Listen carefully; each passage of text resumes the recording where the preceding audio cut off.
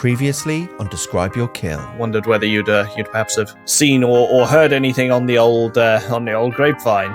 Well, thanks very much for that. That's really good. It's magical, yeah? No, that's not magical, no. You can speak to Apple about any refunds. On the way out of the shop, Wilhelm is gonna toss the horn. Our heroes begin to influence. Ah, hello, Lupin. My pleasure to see you again. I'm not influenced at all. Get out of my shop. Get out of my shop. That's a challenging question. One I fear I may not be entirely qualified to answer. I'm struggling to reach my potential. I'm not sure why you're sharing all of this, but our adventure continues now.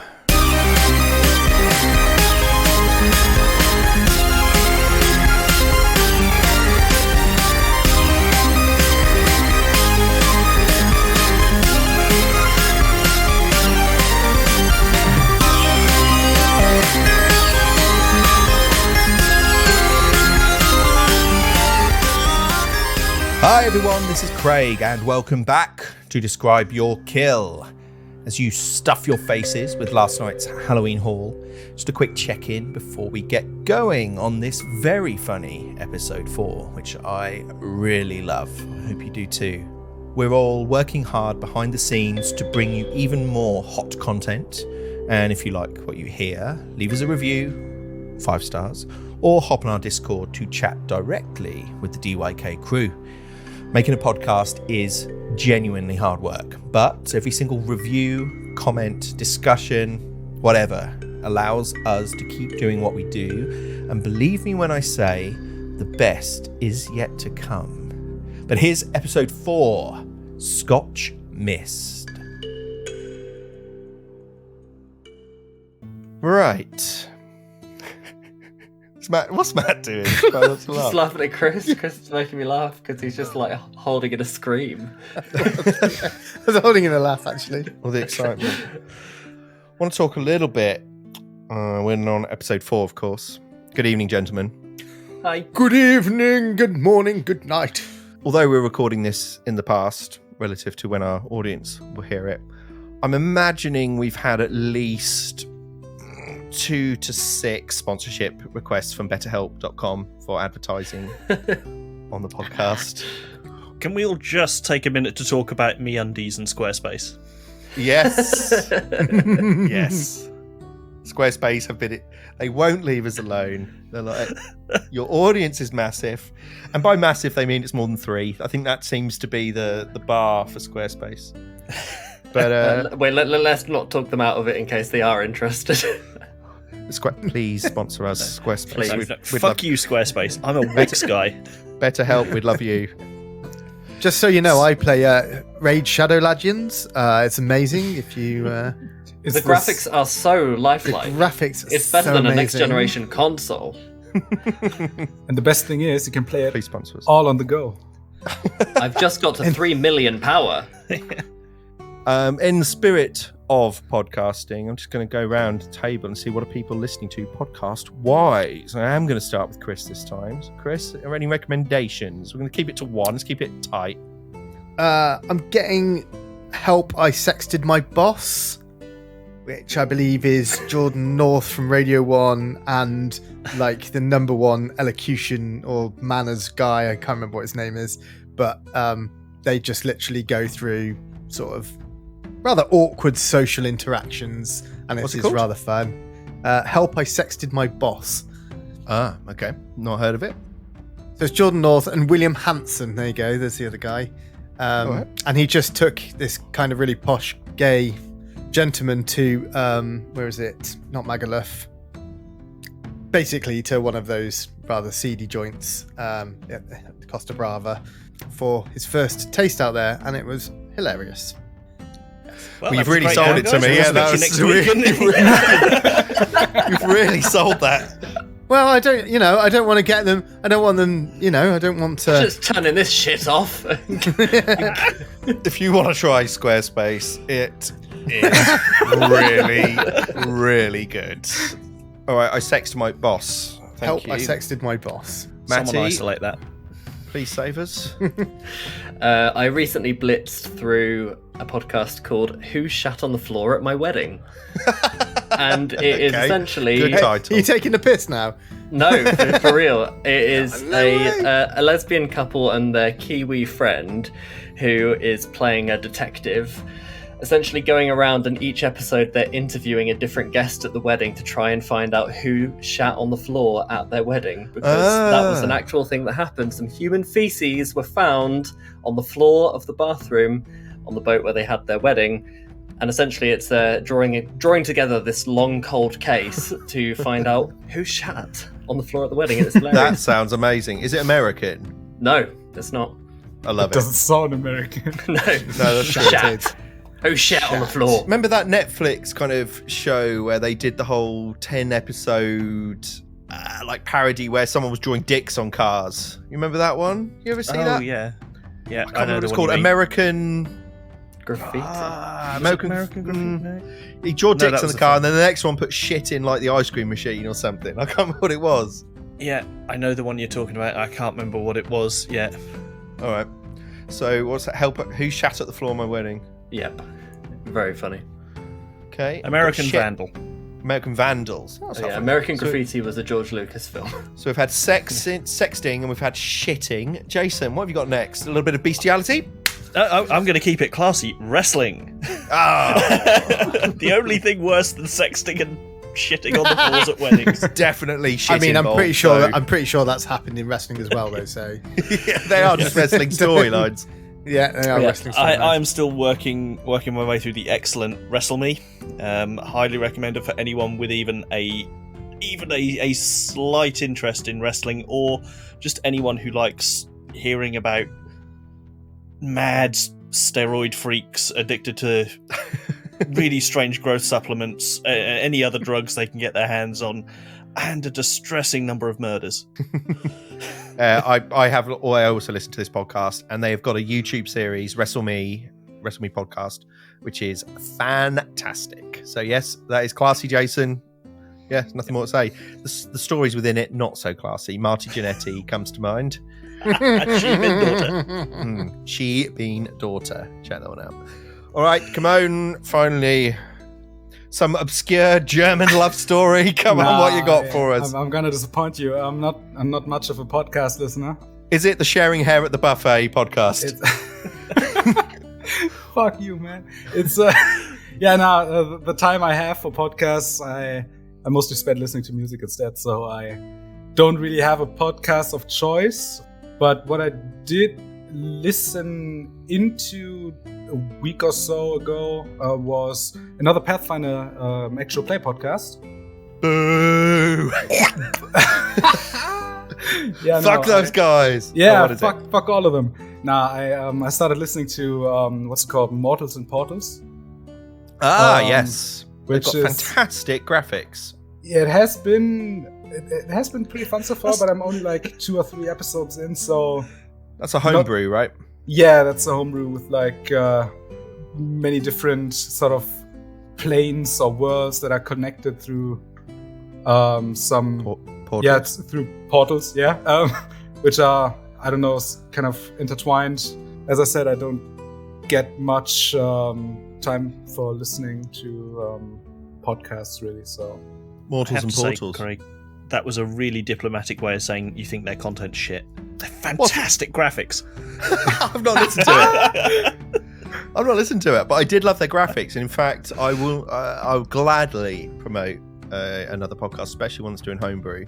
The graphics are fantastic to the point where I was like, right, that looks like we need to look. Like we need to look. I'm sure they'll all be queuing up after hearing our Squarespace reads. That's squarespace.com/describe your kill. or Dick for short. Yes. Dick for short. Dick. It's not- Deek. Oh no. that is going to be the spin-off podcast. the Dick group's Talk. name's going to be the Short Dicks, isn't it? Dick talk. Now it's gonna be. It has it is. to be. I was on big dicks, and you've gone short. Can we actually promote we need to promote the actual URL. Yeah, describeyourkill.com, not findachode.com. Not shortdicks.com. Don't go there, please. Don't go there. Short dicks. Equally good content, but just for different times of the night. So, Based on his research. I hear they have fantastic graphics. Guys, we're spiraling again. we're spiraling. Right. Oh, we're 10 minutes This in. time it's not me.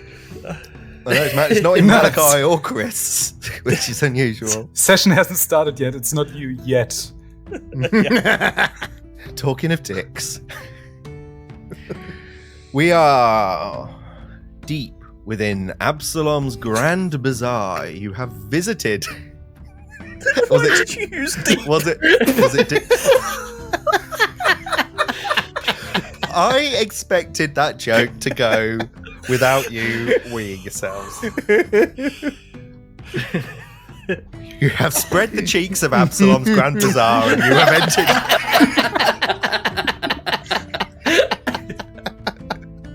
You have cautiously entered the Grand Bazaar. Malachi's now tattooed. He's not the one he wanted, but he is tattooed. You met Arhan, and Arhan, I'm sure somewhere, is currently throwing out the weird horn that Kamon threw into his trash can as he left. You then went over and visited Erikanesh at Historia Reliquary, and the session finished with us going over to Reclaimed Paradise, the third location that was marked on the blood-soaked chalk map of Hejek's floor, in 3 moves ahead. Who remembers what happened at the end of last week's episode? A blood-curdling scream. Correct! Matty, a blood-curdling scream. You all get 1 hero point. I'm not going to give you 1 for remembering that particular moment, but you did hear a blood-curdling scream as you were kind of venturing out of this vehicular, if you like, scrapyard. And as you came round the corner, you saw a large female orc that looks like this. She is mighty impressive. She is far more attractive than the creature that Malachi took home last night. She is super muscled. And she's currently stood round, as you make your way outside, stood round what appears to be some kind of assault or obstacle course. And you hear this scream, shortly followed by the orc's raucous laugh. Did you see that? Oh my God. Birdie, I knew your scrawny ass wouldn't be able to take it. What was I thinking? My God, he is not ready. He is not ready. Birdie, go get yourself cleaned up. Now, who have we got here? The name's Clemeth Fowl. Pleased to make your acquaintance. For, I have to say, rather interesting-looking gentleman. What brings you to Reclaim Paradise? Yes, Lupin Malice. Pleased to meet you. Mr. Malice, she comes over and grasps your hand in his big orc fist, shakes it firmly. Mr. Malice, Clemeth, pleased to meet y'all. Who else is here in your merry band? My name's Malachi. Malachi, pleased to meet you. My name's Aaron. Aaron, pleased to meet you. And at the back there with the horn? No, Wilhelm, yes. You strike me as someone who believes in fortune. Believes in fortune? Well, just get your little ass up here. Well, It's not little. Okay. beckons you forwards. What do you mean, fortune? You seem like you are someone who believes in the more abstract parts of life. I just about don't know what the fuck you're going on about, but... Listen, do you want me to read your fortune or do you not want me to read your fortune? I'm gonna say no thank you. I've already got a pretty good harrow reader that goes by the name D-Row. But how can I help you gentlemen today? You here for a new car or a new boat? Something like that? What did you say his name was? Why'd you sound so angry, son? You've come into my place of No, work. I'm not angry, but if you... Does if you everybody tell me where that- you're from sound that angry all the time when they speak? I feel like this is a jab from Craig and not from you, but I'm gonna answer anyway. I know Yes, I don't know. Guys! Malachi starts singing, Dan, do it. Jason's gone. Jason's gone. He turns. Again. He That is mine tile. turns to the rest of the group. Do I sound angry for you? Is this... Well, I think you do sound a bit angry, yeah. What didn't you tell me? Well, you know. I think maybe we'll get you some anger classes a bit later. Aaron I'm not starts angry. Tugging on the sleeve of Lupin. Just... Could you You just need to calm down a bit, that's all. You just need to calm down. I am calm. I am very collected. You'll have to forgive my friend. He's a very very talented fortune teller in his own right, and very keen on making sure all he meets knows it. Yeah, I kind of figured. Well, look, we get all sorts around here, but you know what we do. I'm sure you wouldn't be here if I didn't. Now, if you got other business, please speak honestly. Well, yes, we'd like to. We're attempting to track down a friend of ours. He's a gentleman by the name of D-Ral, as fate might have it. D-Ral, and what y'all want with D-Ral? Well, he's largely similar to your own dealings with him. He's a gentleman who's a Harrow expert of some repute, and we may have come into possession of some cards that are quite exceptionally interesting, and we'd like to speak to an expert of sorts. D-Ral obviously operates the Harrow Barrow. My suggestion would be go find it. That's why we're here, my dear. Well, can you see a Harrow Barrow in my yard? I can see quite a lot of barrows. I'm afraid I can't see whether any of them are specifically related to the Harrow. I tell you what, gentlemen, why don't you step into my office through here, and you and I can have a little chat. How does that suit you? That sounds delightful. Follow me. And you hear, Bertie, get that grease off your ass! Sorry. And she steps into this room. Can I get you gentlemen something to eat, something to drink? You want 4 beers? Yeah, 4 beers for everyone. One for everyone. 4 beers. 4 beers coming right up. And she reaches down and pulls out 4 beers for you. And the bottles are pristine. As you put it in front of Aaron, he's looking around, just seeing if anyone's cottoned on, because he's actually never had a drink before. And he tentatively raises it to his lips as everybody else swigs from their bottle. And he thinks that, why on earth do people want to drink this? Malachi's chugged his. Now, you come here to my yard asking about D-Ral. Now tell me, have you seen him? No, we're looking for D-Ral ourselves. And I will ask you again, Mr. Malice, why? Other than having some Harrow cards, I'm not sure why you'd come here looking for him.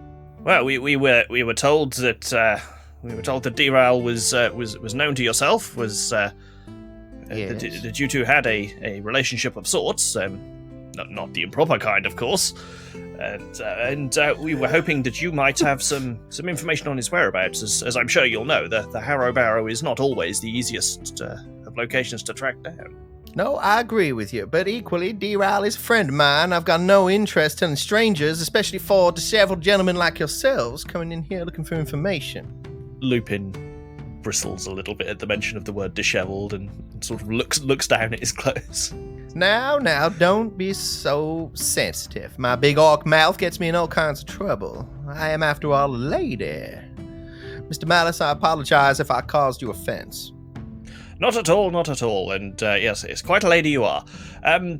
You must understand, I'm not unsympathetic to your concern for your friend, and we very obviously mean him no harm, as despite our our states of dress, I'm sure you'll agree we are not exactly the type typically associated with heavies looking for blood.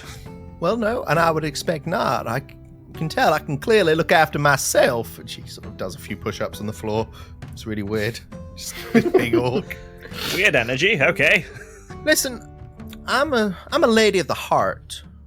I like to speak true, and I like to help my customers as I have helped Derail on many an occasion. Might there be something more you're willing to share with me that will enable me to share with you? Tell me why it is you think this is so important that these cards find him that brings you to my yard.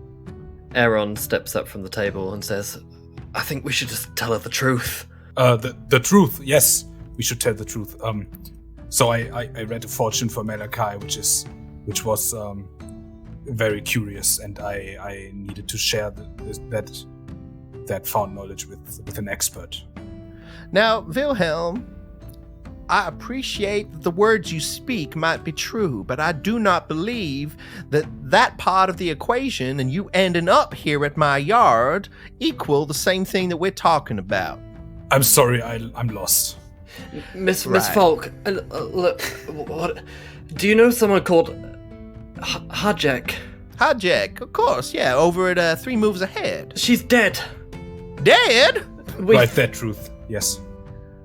We stumbled upon her shop and we found her dead. You see her reach for her wrench at her waist. No, please. It wasn't us. We must have a conversation with you about... We really must have a conversation with you about the truth at some point. Clemeth, is what young Aaron says is accurate, and no, you can put down the wrench, my dear. Well, if I don't put down my wrench, perhaps I should be calling the Absalom Guard. If you're telling me that Hajek's dead, what business do we have here? We're trying to find out what happened to her. Aaron thinks that he's kind of overstepped his bounds with everyone dodging around this, but he can't understand why the secrecy. He doesn't quite pick up on the cues for it. He says, we stumbled upon her shop and we found her, and inside there was a map that, and it mentioned you and a couple of other people, and something about Derail. That's why we're trying to find him. Okay. I'm aware one this is... One second, Mr. Malice, 1 second. Let me just close the doors here. And she walks around, she closes all the doors, draws the blinds. Right, I suggest we all just take a seat, take a sip of beer, and we start from the beginning. How about that? I think that sounds like a fine idea. Does she still have the wrench in her hand? It's at her waist. All right. Wilhelm is gonna keep his hands around his rapier. I'd love to see that fight, because she would fucking kill you. I believe so, but he doesn't fucking care. Right. Now, listen. I'm sure you can all appreciate how strange this is. 4 strangers I've never met before come into my yard and then start talking about some kind of card. And then we come in here, and then your friend there tells me that Hajek's dead. What am I supposed to make of it? Yes, you'll have to forgive us. We're relatively new acquaintances to each other ourselves, and it appears, and he shoots a little bit of a glare at Aaron, we have some work to do on our synchronicity. Okay, so Hajek, she's dead. Is that what you're telling me? Yes, he's regrettably so. We do not know exactly what happened. We believe she may have been in possession of a hero card very similar, as I'm sure you will understand. That has been a cause of considerable concern for our good selves as well. And a map on the floor has led you to my scrapyard. Among others, yes. Who else? I accept we are all friends here, but I'm sure you would prefer if we didn't disclose your name to others we've spoken to. Perhaps a little bit of mystery and discretion will benefit all of us in this particular scenario. Mr. Malice, if there's one thing you'll learn about Clemeth Falk is that dishonesty is one of my resistances, strictly speaking from the influence system. So I'm going to suggest that we are all laying our cards here on the table. My intent is not to be dishonest.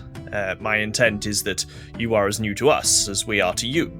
And some of the people involved I consider personal friends, and I would like to consider you the same and extend the same courtesy of privacy. I'm going to ask you one time, Mr. Malice, why should I not just step out of my yard and go and find the Absalom Guard to report the murder of Hajek if it's not already been found? Tell me that. Because they'll find out that you've been impersonating an American.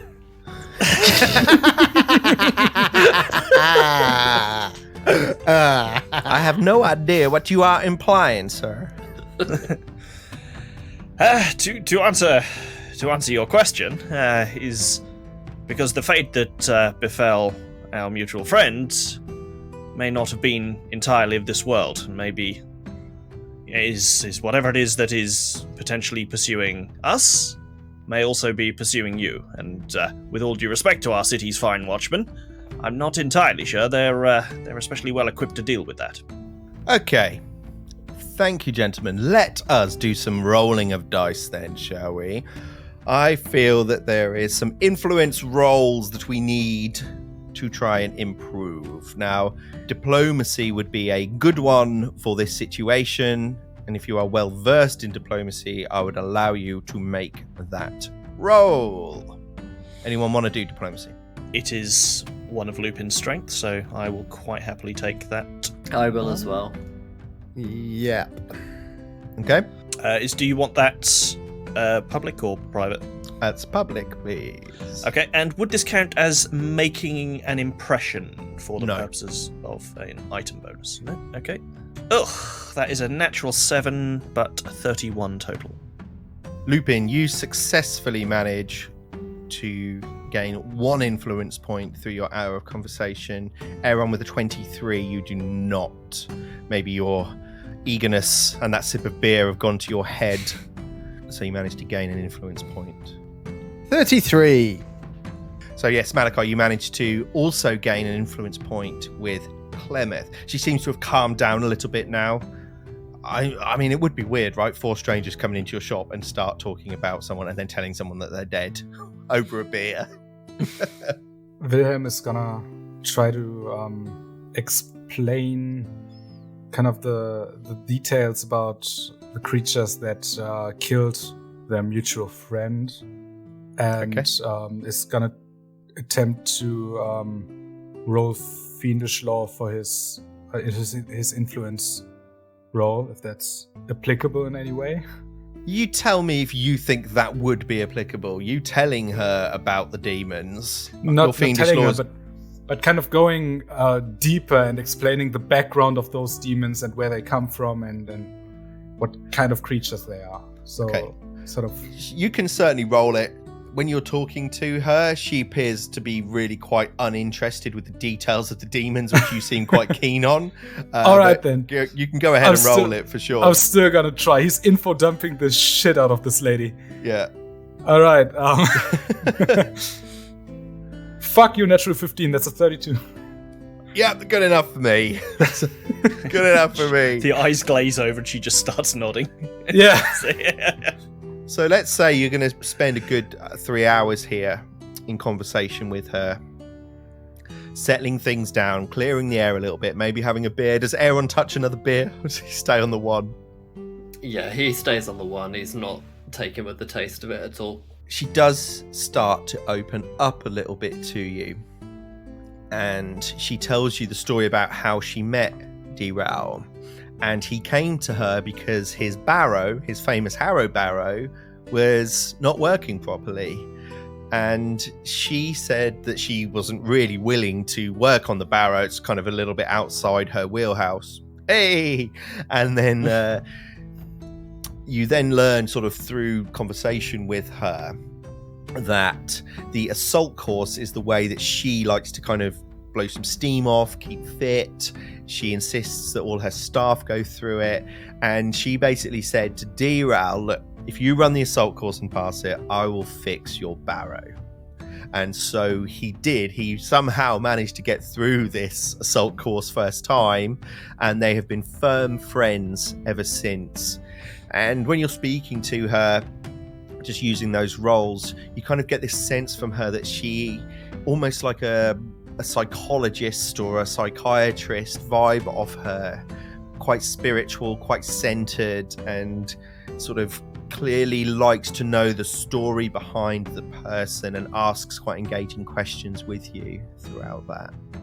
At the end of the conversation, she says, well, gentlemen, I think we've come to a place where I'm going to have to think about everything you've said. I don't know where D-Raoul is. I haven't seen him in some time.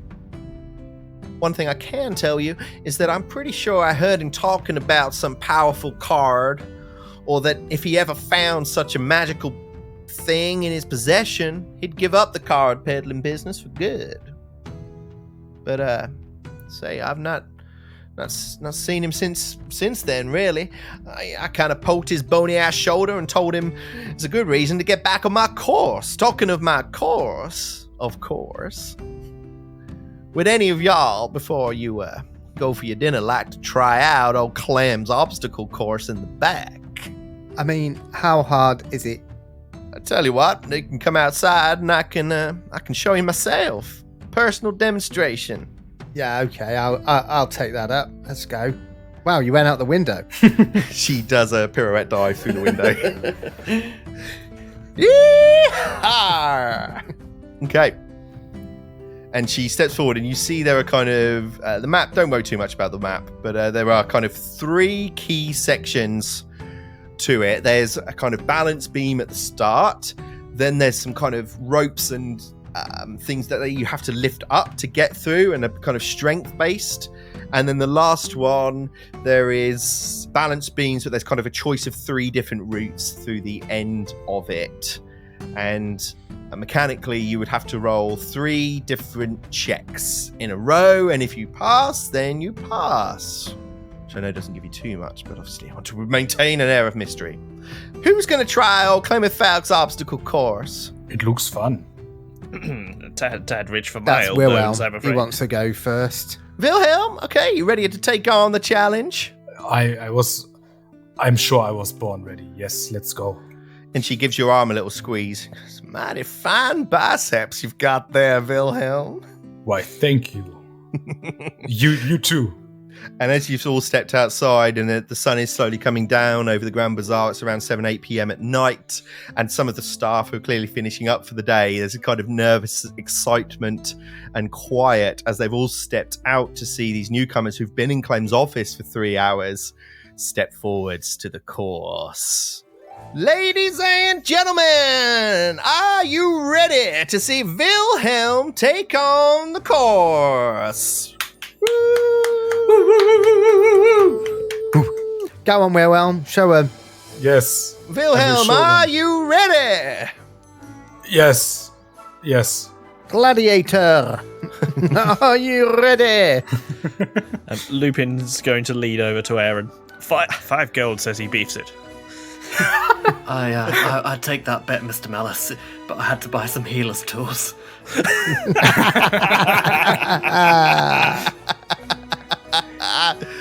Oh, good, Matty. Good. Wilhelm looks about as enthused as he sounds. He's kind of worried, but it's gonna be fine. Okay, so everyone kind of cheers and the crowd goes kind of quiet. Let's go, Wilhelm. Malachi conjures a little flag. Wilhelm, so the first check for you, again, don't worry too much about the map. So the first check for you appears to be kind of broken glass and spikes, fire flames to dodge through, an ice pit, more fire, and then a bloody pit of despair. That is the first section of the course. As you approach the first obstacle, kind of plan it in your mind's eye. What is he doing? He's gonna stand there for like 2 or 3 seconds, analyzing the path, going through a couple possibilities in his head, and he's gonna just say, "All right, fuck it," and just start to try to maneuver through as best as he can. Okay, so it's going to be a DC 26 acrobatics check. All right then. Okay, first roll. Here we go, boys. I'll cast Inspire Courage as well. That's a 34. 34, so he smashes it and he pushes forward, picks out the correct path, and the guys in the crowd cheer. Clemeth goes, "Hell yeah!" Make your way to the second part of the course. And here there are kind of like these shutters on the ground, like with big weights on them that you have to lift up to then get through to the other side. Will he make it through stage 2 of the obstacle course? Let's find out. Go on, Wilhelm. Get your ass through there. Malachi has cast also musical accompaniment, so you just hear Eye of the Tiger playing as well. Dun, dun, dun, dun. Down, down, down. We'll get shut down. You can't sing more than 5 seconds. Okay, Wilhelm, so you approach the second obstacle. What's he doing? So, seeing that and kind of thinking, shit, I should have lifted more. It's fine. And he just tries his best to lift everything out of the way. He looks a bit more uncertain about this than about the first obstacle. But he's gonna try anyway. Come on! Athletics check, DC 26. Ooh, that's a 25! Hang on. +1 Inspired Courage. It's not there. It's not there. Yeah, is that only on sack rolls? Inspire Courage, would that give it to it on an athletics sure. check? I don't know why it's not coming up.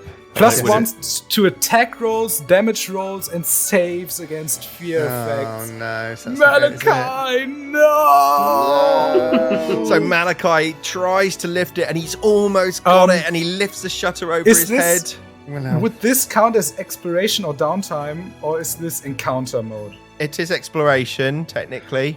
Then, as the weight starts to sink down on him, a kind of magical surge comes out of his being, and Ooh. I would think that especially Aaron and not every one of you, I think, would kind of feel this magic energy sort of surge from Wilhelm's pockets, and his Rabbit Prince card activates with his Lucky Break free action. Tell us about that, Kimon. Once per day, when I attempt a skill check during exploration or downtime, I can draw a hero card and then re-roll the skill check. If I draw a card from the suit of keys, I add a +4 status bonus to the original roll and the re-roll and take the better result. If it's not a keys card, then I just re-roll without any additional effect. Okay, got it. So you need to draw a card, is that right? Yes, I need to draw a card. I can deal you one from the Foundry module from the Harrow deck. Oh, shit. Okay, so I'm going to deal you a card from the Harrow card, and if it's a suit of keys, you Then I get a +4. shit ton of things, yeah. What if it's not? If it's not, I just re-roll the check and Okay. my normal bonus. So Wilhelm activates for the first time his Harrow deck card. Here comes the card, Wilhelm. Did you get it? The Forge. It's Suit of Hammers. Oh, okay. It's fine though. It's fine. Okay, so I just re-roll. So you do get a re-roll, is that right? Yeah. Okay, cool. I Nice. will drop Inspire Courage, and instead I will give guidance to Wilhelm That sounds as way well for a +1. Okay. All right then. Then because of guidance, And guidance. it's a 26. He rolled a 25. Again, the exact same roll, but with Malachi's guidance giving you a +1, it gets you to the DC 26. Jesus Christ. Okay. And Well done. with this sort of magical surge coming out of his card, which I think he hasn't shown anyone yet, but which you assumed he had, of course. He sort of gathers the strength to push through the last bit of weights. And he manages to just lift it, and you see it, and he's kind of maybe Indiana Jones style. It's coming down on him, and he pulls out the card, re-rolls it, and just makes his way through. And just to picture it now, it's brilliant. And Malachi is going, yeah, go on. He's like duck, like football managers like duck and weave with the ball. Go on, do it. Like the conductor trying to help I him can do through. it. Yeah. What's Lupin doing through all of this? Does he look entertained? He's, I think, just looking with a sort of air of being mildly impressed, both by Wilhelm's athletic ability and Malachi's ability to be useful. And then Wilhelm, Thanks, you mate. approach the final obstacle. The crowd do really cheer. And Clem is like, oh my God, I did not see that coming. Ladies and gentlemen, we have got ourselves a fighter. He is on to the third obstacle on Clem's famous obstacle course. And you're on to the final obstacle. And you see that the crowd are like putting bets in. They're kind of exchanging coins and stuff. And there's people going, I'll take that bet. I'll take that bet. And you reach the final obstacle. And this has a kind of 3 different paths. One of them is like a kind of balance beams with saws going over the top of them where you have to hop, and then the saws are going over to kind of knock you off. They are blunted, Witcher style, if you've seen that one. That's going to be an acrobatics check. There is then ropes that are swinging over a pit of blunted spikes. That's going to be an athletics check. Shit. Or there's one where there's like a rope and these shutters keep coming down as you walk along it to try and knock you off. That's going to be a perception check to try and navigate it. So you've got a choice of 3 routes. You've got acrobatics, you've got athletics, or you've got perception.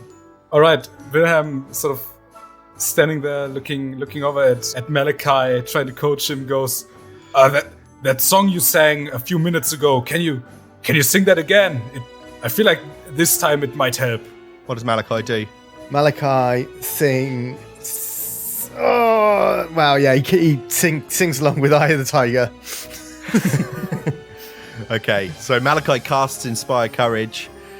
Wilhelm, you face, which one are you going for? The perception one? He's going for the perception one, yeah. So along this rope where these kind of shutters are coming down, trying to knock you off it, and your timing has to be impeccable with a DC 28 perception check.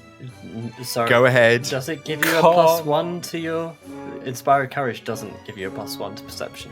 To attack rolls, damage rolls? Oh my fucking God, I'm gonna fucking cry. It's fine, it's fine.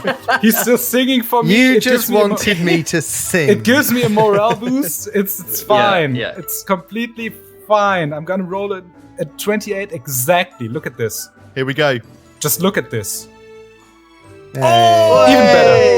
Hey. And Wilhelm, it seems kind of... That's a 32. It seems almost practiced. His footwork seems like it's been practiced and earned, and with the sort of ease and flow with it, it just it seems natural. He just moves through there and doesn't even break a sweat. And the crowd erupt as this newcomer, this slightly bony-looking guard with the horn on his head, manages to bypass Clemet's obstacle course for the first time, and you do gain some influence points as a result. Yes. Yes. She meets you at the end. Wilhelm, I'm gonna have to shake your hand. And grasps you in a big bear hug, squeezing the life out of you. Oh, yes, that's not my hand. There are not many people who can clear that first time, I can tell you. And you see there's some sort of disappointed staff members who are giving back money and stuff. They've clearly lost the bet. They bet against you. And if you ever want to come back here and run that course again, you are more than welcome. And I must say, I'm mightily impressed. Thank you. That's been a very very fun and formative experience. It's really helped me put my powers into perspective. Very impressive. And she pulls this lever, and the whole thing comes to a stop. The course goes dark. The lights, these ever-burning torches. Someone's going around, kind of putting little covers on them. You can't douse them. She's going around putting little covers on them. Gentlemen, it's been a most inspiring afternoon, if a little worrying. I wish I could tell you a little bit more than what I have, but I think now is the time for reflection and the time for sleep. I'd suggest you all focus yourselves, center your minds, and think about what next steps you want to take. I'm busy in the morning, but if you want to come see me again, swing by in the afternoon. Will do. Yes, a pleasure to meet you, and again, our apologies for being the bearers of bad news. Mr. Malice, one final question. Of course. Are you going to report this murder to the guard, or should I? You will understand it's it's not actually been something that had crossed our mind. It's been something of a whirlwind 24 hours. It is certainly our intention to see that those responsible for the death are brought to justice, but we would perhaps like to better understand the source of Hajak's murderers before we commit to a certain path of action, if you catch my drift. I certainly do. Okay, gentlemen, I'm going to bid you good night and ask you to leave. Get home safely. Indeed. Good morrow. As they are all walking out of this establishment, Wilhelm kind of turns to Aaron and goes, "So you seem out of your comfort zone." Aaron's trying to figure out if that's a question, and then says, "Yeah, I am. I am out of my comfort zone. Everyone was skirting around it. I just couldn't figure out why we couldn't just tell her. I mean, she was mentioned in the shop, and I think I just can't unsee what I saw." That's all fine and well, but if there's a big, bulky orc woman in front of you, you might want to be careful about what you tell her. I understand. She seemed nice, and she had scented candles. I don't know. Look, I get that at your age, hormones are going strong. I understand that completely. But you have to think with your head sometimes. Aaron's very perplexed. He's trying to figure out. I mean, he knows obviously that you're older, and he's going to defer to what everyone else says because he knows you're all a lot more street smart and wiser. But he's also just like he's puzzled. Looking at Wilhelm, you can see that he's not really much older than Aaron is. He's like, he might be 1 or 2, maybe 3 years older at most. The horn really ages him. Yeah, it does. So does the unkempt nature of his hair, but he doesn't seem much older than you. Malachi saddles up to Aaron and goes, "Don't worry about him. He's just a bit Scotch mist." And just wanders off. I'm not any clearer on what you mean. Scotch mist, pissed. Have you just Googled rhyming slangs and they've got them on a sheet in front of you? Yeah. Tell the truth. I might be rolling some. His eyes darted up to his monitor. I know. I saw the list in his eyes. Oh no! I can see, if you look very closely, zoom in on it, I can see apples and pears. Malachi, is that a notebook you have there? What's Shall in we it? go? Shall we just go to the near and far? Scotch mist.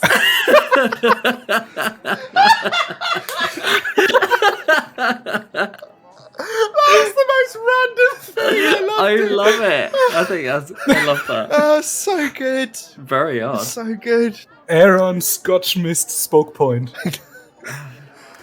Oh, good. So you leave reclaimed.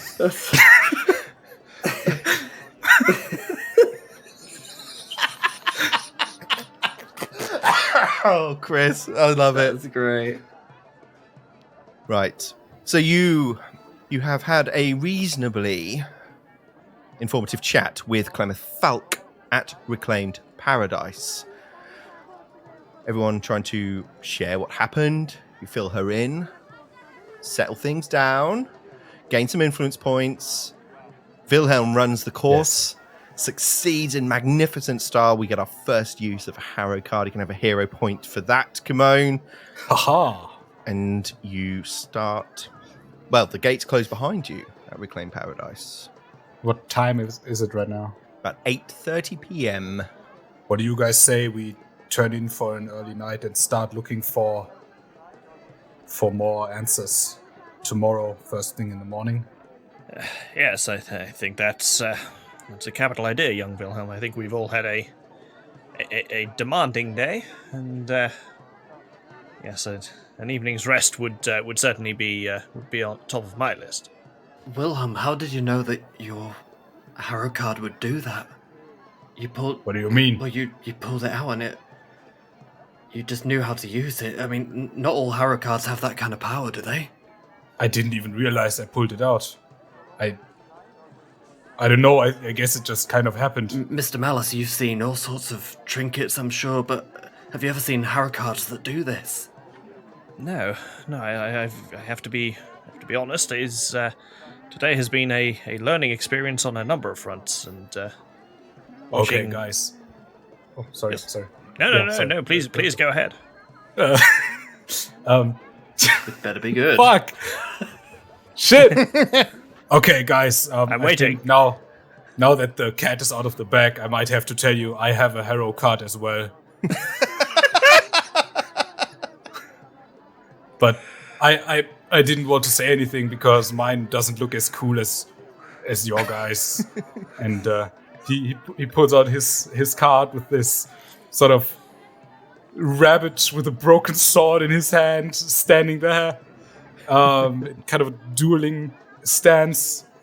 And he goes, yeah, it's almost disappointing after looking at your crying man with the crown. I don't know.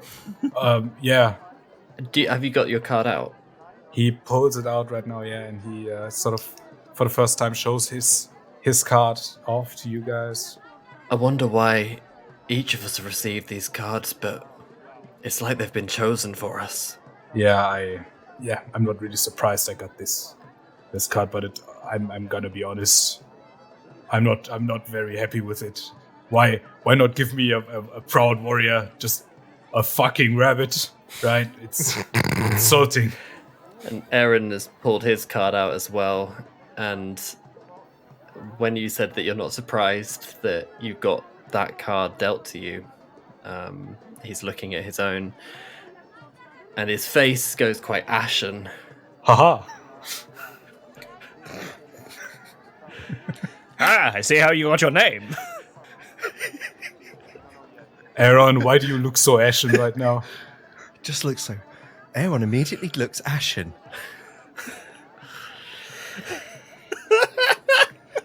Take your time. He's gonna leave. Yeah, I was going to say. Didn't get this in the Theatre Royal. No, we got asked to leave. Singing along to the Bodyguard soundtrack. Right. Some dude on stage with a Malachi's. guitar. So his face goes ashen. Yeah. I'm take two on that. All right, take two.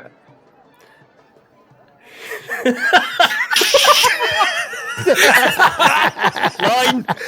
He's thinking of a different colour. He's thinking of a different colour. Everyone goes grey. Craig, you better not cut a fucking second of this. Yeah. This is all that's staying in. Cut everything else if you want. When you say that your card seems that it was chosen for you, or that you weren't surprised that that was the card that was dealt for you, Aaron pulls his own card out and is looking at it with a very dour expression. And he's noticeably sullen. And given that the card is like this crying face on the throne with this glowing crown above it, it seems much more kind of menacing in compared to the light-hearted rabbit prince. And he doesn't say another word, he just pockets it again. And then turns and looks away from you all. With an ashen face. With an ashen fucking face.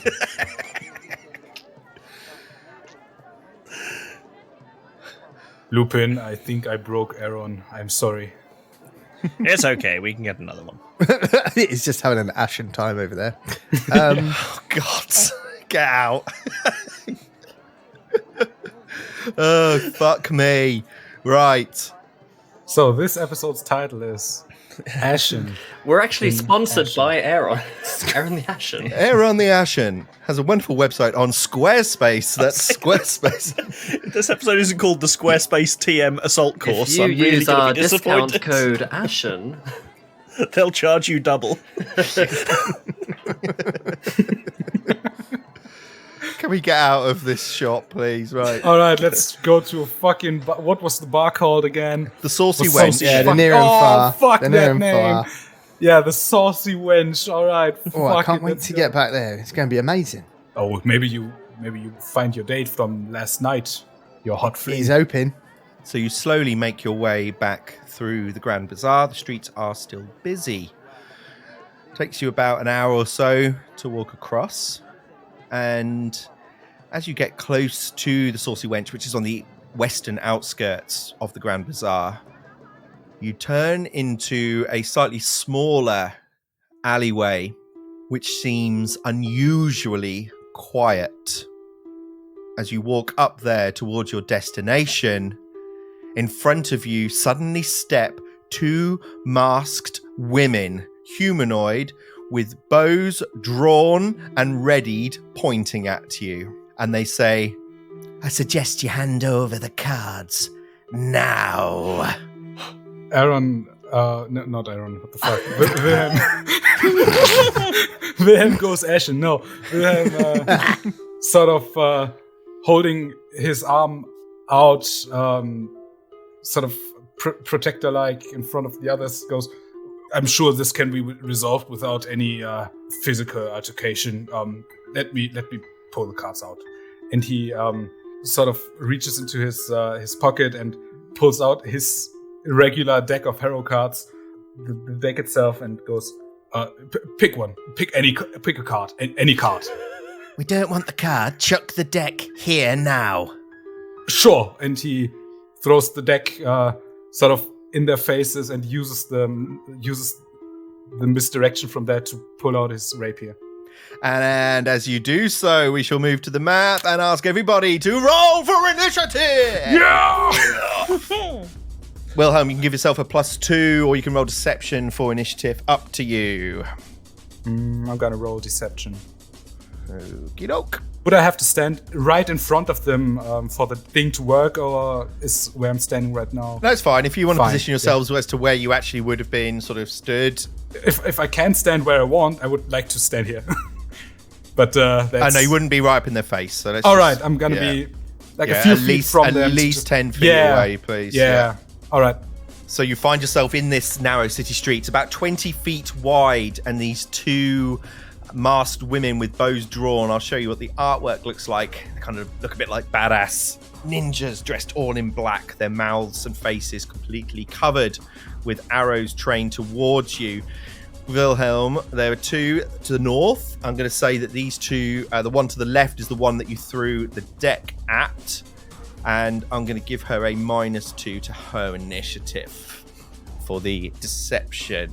We're going to begin combat. It is round 1 as these two mercenaries ask you for the cards. Wilhelm throws it in their face. But it is round 1. It is Lupin's turn, who is stood just behind Wilhelm with the two assassins about 15 feet to the north at the end of this street. Lupin, as he spots Wilhelm throwing the cards, quickly reaches and grabs a mirror on a chain from around his neck, and just looks like he just sort of polishes a part of the frame, and then suddenly, as if from nowhere, an identical copy of Lupin appears next to the assassin on the left. Oh, okay, what is this?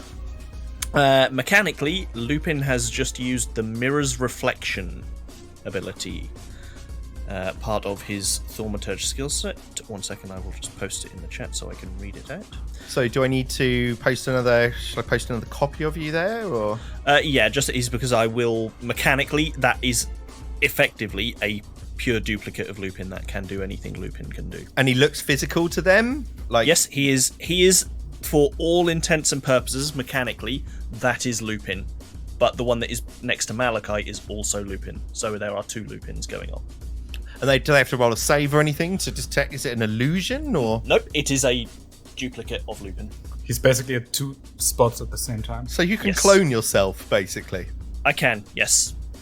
There's so many jokes there, but we're gonna leave those for out of combat. How many can you make of yourself? Just the one. Just the one, okay. Yeah. All right, so Lupin creates a duplicate of himself right next to the mercenaries at the end, and then is that your turn or anything else? No, that was my second action. So one action to draw, second action to move, and then third action, Lupin will draw his will flick the sheath of his sword cane. Okay, thank you, Lupin. Closely followed in the initiative order is Wilhelm, who is 10 feet away from both the assassins. Would Wilhelm have his rapier out already, or would he have to draw it with an action? He would have to draw it, yes. All right, then. So, first action, he's gonna draw his rapier. Right, and his second action... It's gonna be a fucking boring turn. Second action is Wilhelm is gonna step toward the two archers. Yes. Sort of cornering them, standing corner to corner with Lupin's Lupin. Right, and with his third and last action, Wilhelm is gonna attempt to pierce through the armor of the woman he threw the cards at. Okay. So he's gonna make a snagging strike, trying to grab a hold of her while he attacks her. So that's gonna be... So roll to hit. Yep. She's flat-footed to this attack. Okay. Because I have the surprise attack feature from my rogue dedication. Juicy. Okay. So -2 to her AC for this hit. She is off gonna be guard. 35 to hit. That is a critical hit. Yeah! Okay. Nice. That's good. That's fine. Okay. That's gonna be 38 points of damage. Ouch. Okay. That all seems to go through. As well as her being flat-footed until the start of my next turn. Okay. And because of my what was it called? The acid rune. The corrosive rune. Because I hit a critical hit, my sword is also gonna deal 3d6 points of acid damage to her armor. Oh, okay. So that's gonna be 9 acid damage to her armor. Cool. I'm just gonna look up what the armor hit points are. Yeah, sure, why not? I think it might be listed now in Of course, hardness still applies, but hardness, so it'd be 9 points. otherwise we could just skip it for now and just start. No, next session. no, I like it. Okay, so you hit her armor with the corrosive rune for 3d6 acid and deal 9 points. I can tell you that her armor has got... she's leather. I don't know if +1 makes a difference, but let's assume it doesn't. For now, we can look at that. It's got 16 hit points, hardness 4, which means that her armor now has 11 hit points left. Thank you, Wilhelm. Is that your turn? Yep. Okay, next. Aaron at the back of the pack in this narrow city street. You suddenly hear this thong come from behind you as a hidden archer on the roof about 15 feet up reveals themselves and shoots with their arrow at you. You will be flat-footed to this attack. That is a 31 to hit. That is a hit. Here comes the damage. Oh, minimum damage. 10 points of damage, but there will be sneak attack damage on that because you were flat-footed. So you're going to take an additional... Oh, that's much better. 2d6, 11 points of precision damage as they strike. And I believe short bow is reload 0. Yeah, and then she will fire another one at you for her final action. 24 to hit on the second attack. Okay, that misses. It is then the assassin that is right next to the duplicate of Lupin at the end of the street in the north. Next to the duplicate of Lupin and Wilhelm, the one who's just been hit. This is. She's going to drop her bow and she is going to draw her rapier. She also has a rapier and she's going to swing out first of all at Wilhelm. Is drawing a... Oh dear. Natural 1. Is drawing a rapier an interact action? I believe drawing is an interact action. Is. So then, seeing her draw her weapon, Wilhelm is gonna seize the moment and try to attack her again. Okay. Is that attack of opportunity? Yes. Go ahead and Because roll to hit. I don't think I've mentioned that, but because Wilhelm is a fighter. So, ooh, that's a 27 to hit. 27 is a hit. Fucking natural threes, man. Okay, that's gonna be 17 points of damage total. Okay. So she does manage to drop, draw, hit for 1, and then will attempt to hit the duplicate, not knowing that it's anything else, looking very confused, and goes again against Lupin's duplicate for 24 to hit. That is a miss. Okay. It is the assassin's turn that is next to Wilhelm as well, the one on ground level, and she is going to sort of make her way around to Lupin. I don't think you have attacks. No attack of opportunity, no. Okay, so and on As the way... she moves out of Wilhelm's reach, Oh my god. Wilhelm is gonna make use of his feet, which you're gonna love, Craig. You're gonna love this. So listen to this. Combat reflexes. You're particularly swift at punishing foes who leave you openings. At the start of each of your turns, when you regain your actions, you gain an additional reaction that you can use only to make an attack of opportunity. Very good. Okay, thank you. Make the second attack of opportunity then, please. That's a natural 19 for 43. That is a Stop the critical movie. hit. Jesus Christ. Wilhelm. That's a total of 44 damage. Ouch. And she's off guard until the start of my next turn. And her armor takes 10 damage as well. Great. Love it. Yeah, I'm sure you do. You look like it. God. And that will disrupt her action, right? So she won't move then. She'll attempt to move. It only disrupts interact actions, I think, so she can still move. Oh, okay. All right. The monks thing from last campaign would stop her from moving, but okay, this cool. one doesn't. So she does take a massive hit, but manages to move round to the side of the Lupin duplicate, just out of sight around the corner. Hey, get out of town. And then draws the rapier, so that's 2 actions, and with her final action will swing with the rapier against a flat-footed Lupin. With a natural 3. Fucking hell, this is awful. Okay, from the rooftops, though, comes another assassin with an arched bow at Aaron. This one is already in position and goes to shoot with a 38 to hit that'll be against a flat-footed. Yeah! Okay, I just want to point out in Foundry, I don't know if you can see the buttons, but if you roll a critical now, it will tell you to click the critical button. Nice little feature. Here comes your damage, Aaron.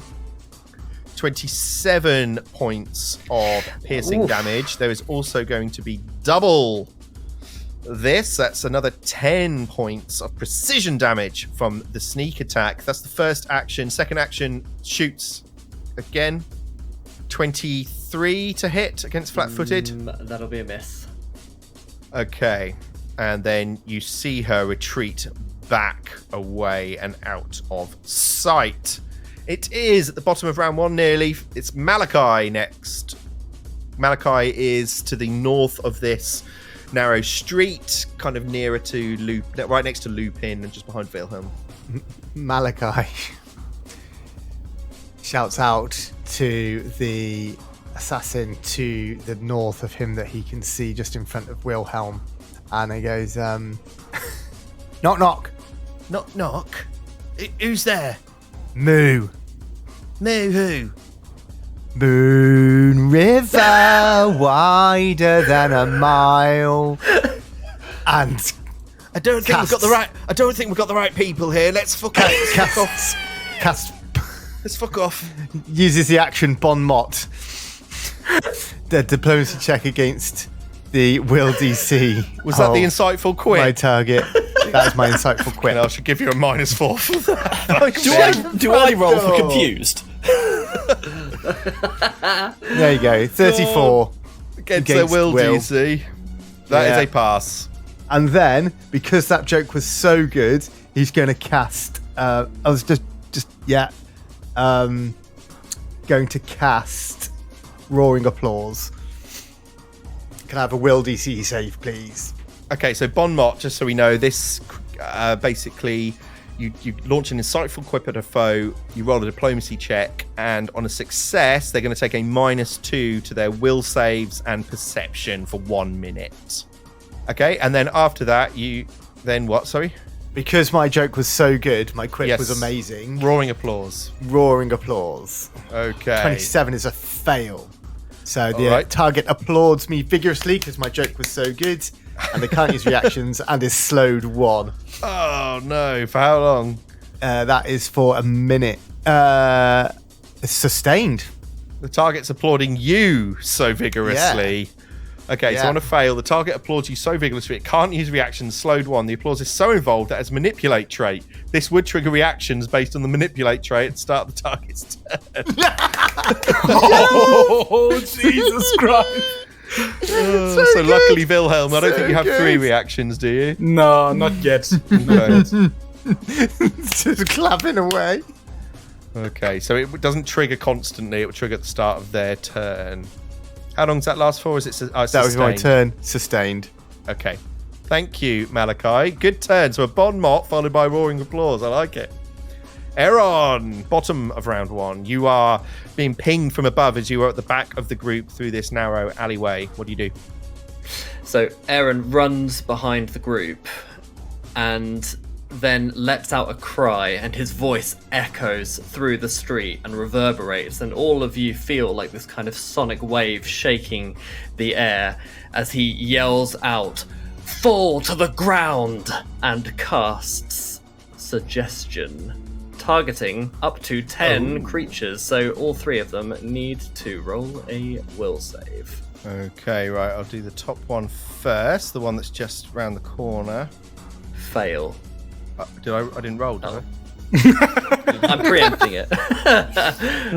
This is just Oh, I did suggestion. roll one. Okay. I don't know how I did did roll that. one, yeah. Okay, so second one. This is the one that's Bon-Motted, so taking the -2. Fail. That's a fail. And the third one on the roof. Come on, baby. Crit fail. Ooh, okay, yeah. So the target immediately follows my suggestion of dropping prone. The spell has a duration of 1 minute or until the target has completed the finite suggestion. So yeah, they have to use their actions on their turn to drop prone.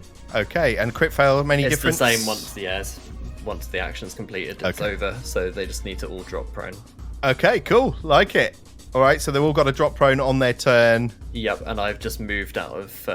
I just moved so I could capture all 3 of them. So that is my turn. Thank you very much. It's the top of round 2. Lupin, you've summoned this duplicate. I have, and now at the start of my turn, the Lupin that is stood next to Malachi, a little bit further back in the Real one. disappears. Malachi looks stunned. What's going on? So disappears. Disappears. He was So now there, there is and only now he's one not Lupin, there. which is the real And Lupin. he's now over there. Yep.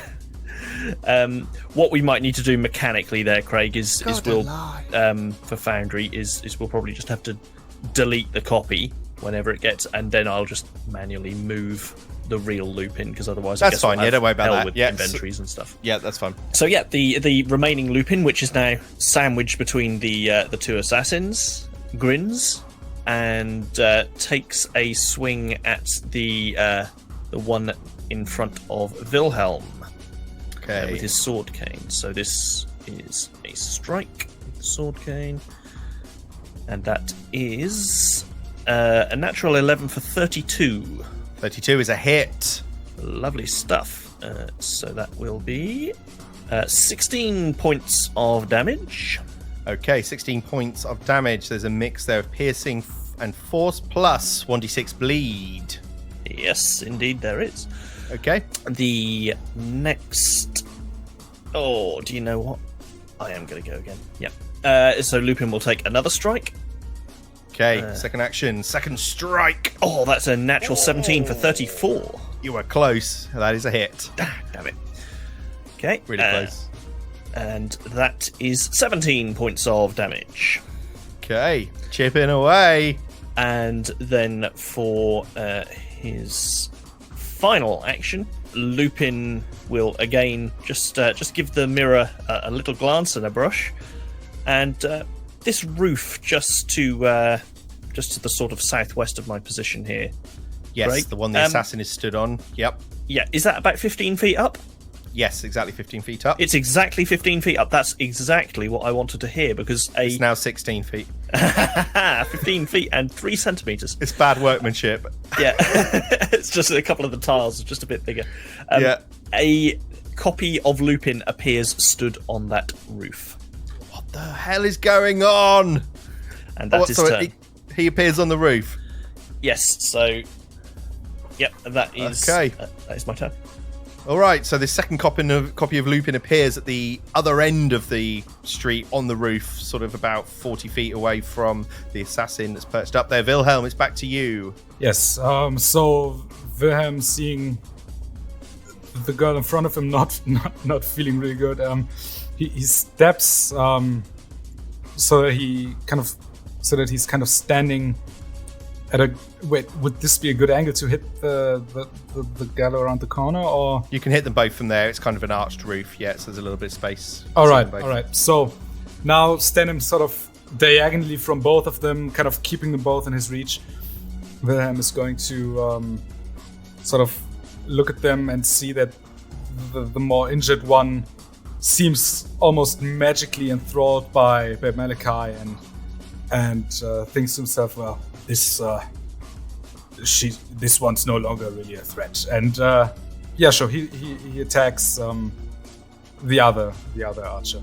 Okay, go for it. Unless she's flat-footed from another source, then my crit, she's no longer flat-footed because Oh. my turn started. Okay. But that may change once I hit her. So that's Okay, so you're be- targeting the one to the northwest. right to the northwest. That's gonna be 35 to hit. That is a hit. All right, that's gonna be 17 points of damage. Okay. And that's a mix of piercing and acid. That all seems to go through. Yes, and with this third action, she's now flat-footed again, as long as she stays within my melee reach Okay. because of my snagging strike. And with his last action, Wilhelm is gonna sort of raise his guard and straighten his back and put his rapier in front of him to defensively sort of be able to deflect incoming attacks Got it. and go into his what's it called? Dueling parry. Okay, cool. Dueling parry for Wilhelm. Does that boost your AC, does it? Yes, by 2. Okay. It is the assassin's turn that is on the roof to the southwest at the bottom of this street. Aaron, am I right that she has to now drop prone? Yes, she does. While still applauding me. No, different one. This is to the south, this one. Oh, okay, sorry. She is still clapping, but Thank you. okay. Thank you. So she is now prone, and then that's all she has to do. Spend one action to do that. Yeah, I made a small mistake because I cast Suggestion when I meant to cast Charm, because otherwise that would have made her use all of her action, but I'll take that as my fault. So yeah, she just loses an action essentially, so she'll now get up, and if that would trigger then anyone within reach, then obviously that would be another negative Okay. for her, but So laying down, then she is going to ping off another arrow at you, Aaron, with a natural 20. A baby. Okay, as that happens, Lupin sees the arrow mid-flight and very quickly swaps the mirror over. So he had the mirror in his hand and he drops it, so the chain sort of leaves it hanging around his neck, and grabs an amulet. As he does, he uses his reaction to hang on, remember what it's called. The amulet abeyance action. And no, I can't do any of that because you're not within 15 feet of me. Edit this out. So the Sorry. arrow comes winging its way towards Aaron with a critical hit and deals, not brilliant damage, 35 points. yeah, Aaron takes Okay, that lovely, right in the lucky. shoulder. Damage, and then pings again for her final action. 22 to hit. Note that whizzes past into the stones behind. Okay, it is the assassin's turn that is next to Wilhelm, who is currently bleeding, slowed, and clapping. And as she starts applauding at the start of her turn, Wilhelm just goes, "Oh, poor lady," and stabs at her. Because it has the manipulate, and then it's gonna hit her again. Okay. Yes. Okay. Come on. Is she flat-footed by clapping? She will have to use her first. She's already flat-footed. First action to go prone. So then she will be flat-footed. Right. Yeah, she'll be flat-footed and. But the applause, I think, triggers at the very start of her turn, so that. But when she tries to stand up, she'll still be flat-footed for that trigger. Yes. She's already flat-footed anyway, so. Oh, all right then. Yeah, I'm just gonna. You already hit her, so. Yeah. Come on. Yes. That's a natural 18 for 42. Oh my god. Yeah. I'm just gonna roll critical damage. Critical hit. Yeah. Yeah. So that's. I rolled twice. Ignore the second one. That's gonna be a total of 44. I'll take the second one. Fuck off. That's gonna be a total of 44 damage. Okay. Yeah, that really hurts. And an additional 10 damage to her armor. Oh god. So her armor's broken now. It's rusted off completely with the acid. She's having a bad day. So the armor's off.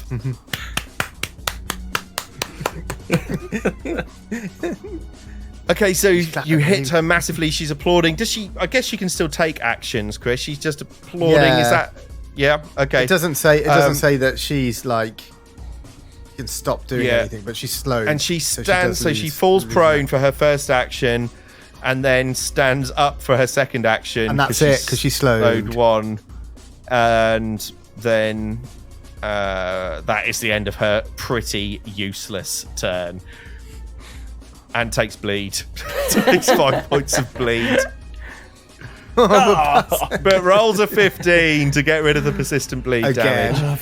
For the listening audience, we've been playing Pathfinder with Craig for about 3 years, and the one thing you can bet your house on is that any persistent effect, Craig will immediately succeed on. It doesn't matter what it is. It doesn't matter how much effort you went to get that effect on them. He will succeed at the first available opportunity. It is infuriating. So it is the assassin's turn that is next to. Is the duplicate of Lupin still here? Yes, because we retconned the retconned the whole swapping. Got it. Yeah. All right. So the rapier's going to swing in at the duplicate of Lupin. Well, they need to go prone. Oh, goes prone. Oh, so okay. So we'll go prone. That'll stay take a down slight there. penalty for striking from prone, won't it? Yeah, so 35 to hit.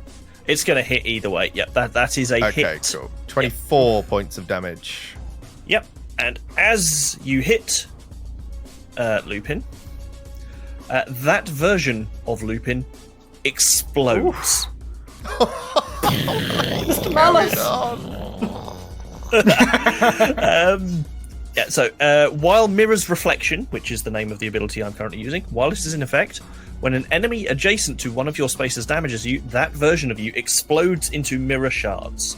This ends Mirror's Reflection, establishing that the remaining version of me is the real one, and deals slashing damage to all creatures, sorry Wilhelm, in a 5-foot emanation around where your mirror self was. The damage is equal to 2 plus half your level, or the damage of the triggering attack, whichever is lower.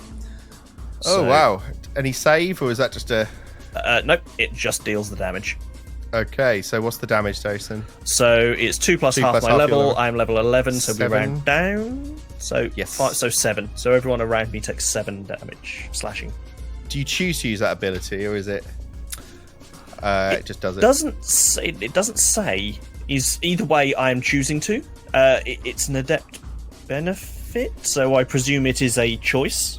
So that's its second action to hit you from the ground because it had to fall prone after the spell from Aeron, hit whilst down, and then we'll use its final action to stand back up, which would trigger, I believe, from Wilhelm for using the stand action.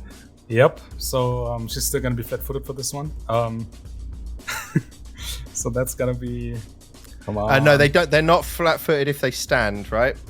Are they still flat-footed for the strike though. No, if they stand, they do get their full bonus. But either way, I think she was. By the way, I'm I'm gonna use my hero point. I have 2 of them. That was a natural 1. Yeah. That still hit the AC. What? Damn fighters, man. So that's gonna be way better. 35. That's a critical hit. Oh, for fuck's sake. Okay. That's gonna be 37 points of damage. And echoing Wilhelm's sentiment, was that 12 acid as well? Yeah, on the armor. To the armor. So the armor disintegrates off both of them, and you hear and see above the archer that was there, currently prone, attempt to crawl off, and they kind of both drop their weapons and go, no, fuck this, no, sorry, I think we might have the wrong people here. Well, yeah, much apologies. As the curtain comes down. Let's end this shit show. Fucking hell. Destroyed me. Yeah, with charisma. Yes. As their faces go ashen. See you next week.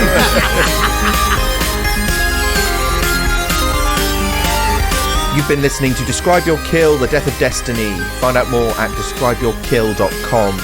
Thank you to Paizo, Michael Gelfi, Creator Chord, Sirenscape, Kevin McLeod, Foundry, and Sigil Services. Get all the links on our website. This podcast uses trademarks and or copyrights owned by Paizo Inc., used under Paizo's community use policy. We are expressly prohibited from charging you to use or access this content. This podcast is not published, endorsed, or specifically approved by Paizo. For more information about Paizo Inc. and Paizo products, visit paizo.com.